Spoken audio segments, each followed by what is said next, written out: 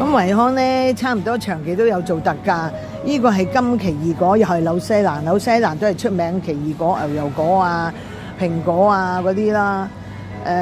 咁佢呢隻點樣揀咧？我不嬲係買金奇異果嘅。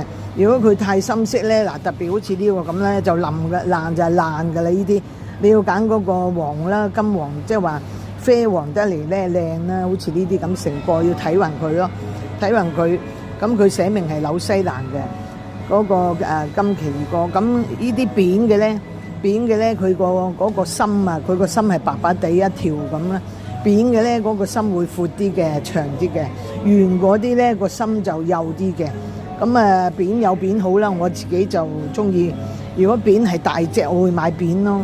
我揀大隻啦，我通常我為食，我中意食大，即係我食好多㗎可以。咁當然唔好食咁多啦，一個奇異果等於3個橙。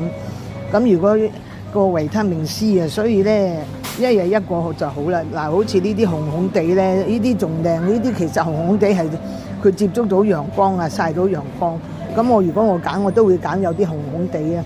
當然要揀佢唔好爛啦。你紅紅地得嚟實咧又襟擺咯。你捏落即係輕輕摸佢爛腍咧就唔擺得噶啦。你越青即係越啡咧，越啡色嗰啲就越生嘅，就可以擺多幾日咯。咁佢譬如你啲紅紅地咧，就撳落去輕輕地腍咧，就食得啱食咯。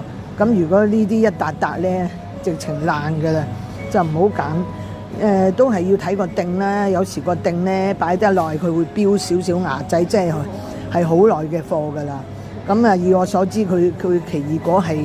佢一當做佢係收割晒白雪喺雪藏，即係雪房度雪翻佢1年半，即係雪翻佢幾個月啊、半年啊，咁先至攞出嚟賣嘅。所以佢好多係倉貨嚟嘅，但係變咗佢倉貨之中都有啲擺得耐，有啲擺得少噶嘛。